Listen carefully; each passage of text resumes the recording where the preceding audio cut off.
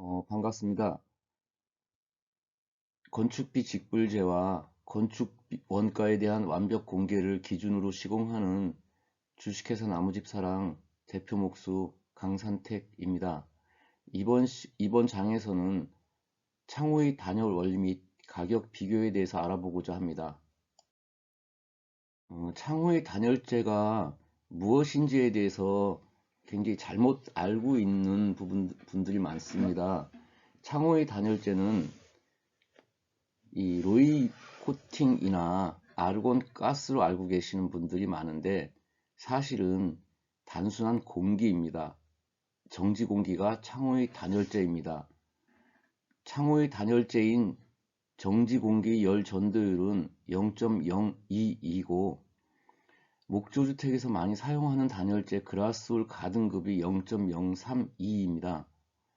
오히려 창호의 단열재인 정지공기 단열 성능이 목조주택에서 사용하고 있는 그라스홀보다 1.5배가 더 좋습니다. 정지공기 단열 성능을 이해하기 위해서 그 건축 재료별 열 전도율표를 가져왔습니다. 여기에서 보면은 각각의 그 건축 자재별로 열 전도율이 표현이 되어 있는데 그 정지 공기 열 전도율이 상당히 수치가 낮다는 것을 알 수 있습니다. 수치가 낮다는 것은 그만큼 단열 성능이 더 좋다는 얘기입니다. 단열 성능을 이해하기 위해서는 열이 어떻게 전달되느냐에 대한 특성을 이해를 해야 됩니다. 열이 전달되는 방법은 우리가 뭐 초등학교 때 배웠듯이 딱 세 가지 방법밖에 없습니다. 전도, 대류, 복사. 이 외에는 열이 전달될 수 있는 방법이 없습니다. 그렇다면 창호에서 열이 전달되는 특성은 어떤 게 있는가? 그 정지공기 단열 성능이 좋다면 가능하면은 단열층을 좀 두껍게 하는 게 좋겠죠.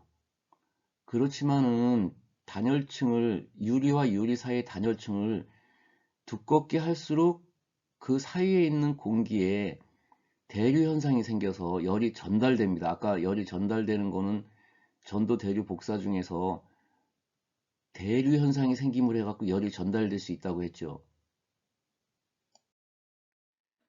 창호 사이의 유리 간격을 결정해 주는 것이 그래서 중요한 겁니다. 통상 공기 특성은 풍속과 압력과 점성이 있는데 이 중에서 점성, 그러니까 2분의 1인치 이내에서는 공기가 움직이지 않기 때문에 정지공기 단열 성능을 나타내 줍니다. 근데 이 유리와 유리 사이 간격이 1인치 이상이 될 때는 대류 현상이 바로 생겨버리기 때문에 열이 전달이 됩니다. 그러니까 열이 전달되지 않는 정지공기 단열 성능을 갖기 위해서는 유리와 유리 사이 간격이 2분의 1인치, 즉 12에서 16mm 간격을 유지하고 요 사이에서 정지공기 특성을 충분히 살릴 수 있는 그 간격을 얼만큼 띄우느냐, 최대한 많이 띄울 수 있게끔 그 제작을 하는 게 요즘 유리 창호에서의 제작 기술입니다. 창호가 아무리 단열 성능이 좋게 만들 수 있다고 하더라도 결국은 벽체 단열 성능에 벽체가 두꺼우니까요. 창호는 얇고 벽체 단열 성능에 2분의 1도 안 됩니다. 그래서 결국은 따뜻한 집을 만들기 위해서 창호의 단열을 보강해 줘야 되는데 아까 정지공기 특성을 우리가 이해했습니다. 그래서 옛말에도 두꺼운 옷 한 벌보다는 얇은 옷 두 벌이 따뜻하다고 했습니다. 그 얇은 옷 두 벌이 왜 따뜻하냐면 얇은 옷 두 벌 사이의 공기층이 단열 성능을 갖게 되기 때문입니다.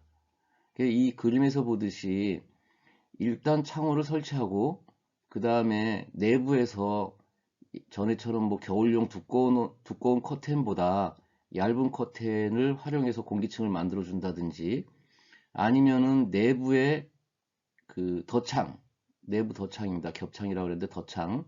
이런 거를 설치해서 그 창호와 덧창 사이 공기층을 확보해 준다든지, 요거는 뭐 완벽하게 이 단열 성능을 나타내지 않다고 하더라도 그 일종의 그러니까 공기층을 확보한다는 의미에서 해주시는 게 좋고, 또 외부에 프로방스 덧창, 이거 모양도 이쁘고 디자인도 이쁘고 이런 식으로 덧창을 만들어서 한겨울에 문을 닫아주면 또 공기층이 생기겠죠. 덧창과 창호 사이에 이런 식으로 단열 성능을 보강해 주는 것이 좋습니다.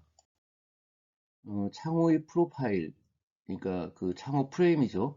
프레임은 사실은 유리 말고 창호의 프레임은 PVC로 만들어져 있습니다. PVC는 단열재가 아닌 건 아시죠? 근데 그 프로파일의 내부 구조를 보면 여기 구조가 이렇게 그림으로 나와 있는데 이 내부 구조를 살펴보면 왜 단열 성능을 갖는지 이해할 수 있어야 됩니다. 그 아까 얘기했듯이 정지 공기 단열 성능을 이해하면은 창호의 프로파일 구조에서 이 창호가 갖는 단열 성능을 이해하실 수 있을 겁니다. 가끔 현장에서 이제 독일식 창호와 미국식 창호를 좀 정확하게 구별하지 못하시는 분들이 있어갖고 제가 지금 잠깐 언급하는데요. 미국식 창호는 그냥 슬라이딩 창입니다. 미닫이 창. 독일식 또는 이제 유럽식이라고 하는데 이런 창호는 여닫이 창입니다. 뭐 틸트 앤 턴 이렇게 여닫이 창입니다. 그 개폐 방식에 따른 차이일 뿐 성능의 차이가 있는 것은 아닙니다. 요즘은 아무리 저렴한 창호라고 하더라도 로이 코팅이나 아르곤가스는 기본적으로 들어갑니다. 뭐 불과 한 3, 40년 전만 하더라도 로이 코팅이나 아르곤가스는 좀 고급 창, 그리고 옵션으로 돈을 주고 넣어줘야 됐는데 최근에는 아무리 저급 창호라고 하더라도 이중창, 로이 코팅이나 알곤가스는 기본적으로 들어가니까 그 부분에 대해서는 뭐 신경 쓸 필요가 없고 최근 그리고 이제 최근에는 이제 창호가 워낙 발전이 급격하게 되다 보니까 기본적으로 뭐 삼중유리에서 1등급 성능은 뭐 거의 뭐 팔리는 제품 같습니다. 이제 1등급 성능을 갖는다는 얘기죠.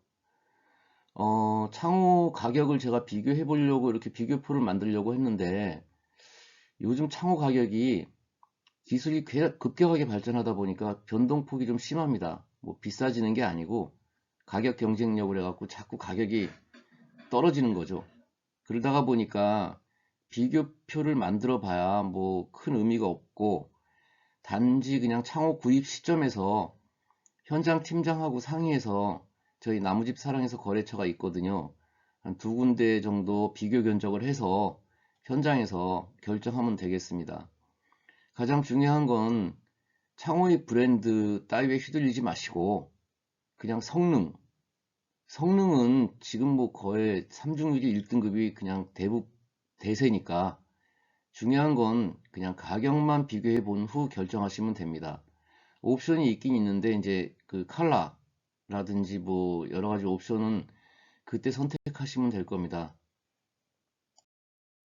가끔씩은 창호에서 요즘 창호에는 이런 게 거의 없는데 창호에서 이제 결로가 생긴다고 하자 아니냐고 물어보신 분들이 많아서 제가 이렇게 그림을 한번 표현을 해봤습니다.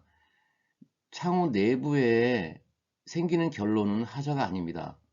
창호의 하자는 창호 속에 그 유리와 유리 사이에 생기는 결로가 창호의 하자인데 이 이유는 무엇이냐면 여기 창호 밑에 이 감봉 기술이 있는데 이 감봉기 기술이 요즘은 뭐 거의 뭐 굉장히 발전해 있기 때문에 거의 이런 경우는 없고 그 창호 사이의 그 정지 공기에 공기가 이제 건조한 공기가 돼야 되는데 가끔 이제 습이 들어가서 겨울철에 결로가 생기는 경우가 있습니다. 그런 것을 창호의 하자라고 합니다. 이번 장에서는 창호의 단열 원리에 대해서 알아봤습니다. 감사합니다.